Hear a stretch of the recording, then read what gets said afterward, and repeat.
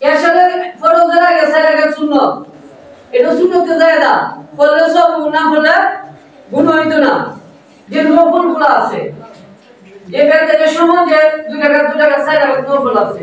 তো আমরা এরকম নফলগুলি আদায় করব মাগরিবের পরে 2 টাকা নফল আছে এটা আদায় করব আর যদি এরকম সামর্থ্য নেই কুলায় 2 আর 6 টাকা মাগরিবের সময় আরো বিলকুল কিন্তু তোমাকে এই মাসটা আর রমজানে তো এটা মৃত্যু আরো বেশি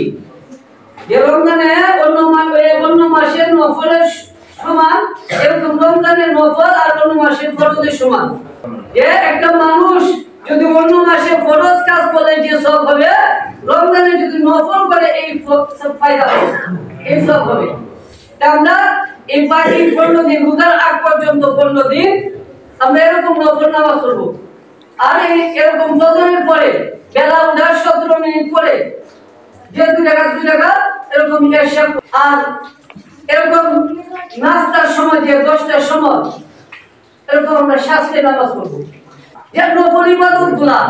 এত গুরুত্বপূর্ণ এত ফায়দা হবে যে যেটা আমরা গুরুত্ব দেই না নফলগুলি আমরা গুরুত্ব দেই না কিন্তু কাল কিয়ামতের ময়দানে আল্লাহ তাআলা যখন আপনি আমার আমলনামার টান দিবে ওই আমলনামার টান দেওয়ার পরে দেখবেন যে আমার ফরজের ঘাটতি আছে আমার উপরে হজ ফরজ ছিল আমি হজ করি না এটা ঘাটতি আছে যাকাত ফরজ ছিল যাকাত দেই না যাকাতের ঘাটতি আছে এরপরে আমি অনেক ফরজ নামাজ অনেক সময় ছাইড়ে দিছি এটার ঘাটতি আছে আল্লাহ তাআলা ওই সময় ফেরেশতাদেরকে বলবেন যে আমার বান্দা দেখো নফল ইবাদত আছে কিনা ওই নফলটা টান দিবে নফল টান দিলে দেখা যাচ্ছে কি যে সবে বরাতে সময় আমরা পড়ছি যে শাবান মাসে নফল রোজা রাখছি শাবান মাসের মধ্যে নফল ইবাদত করছি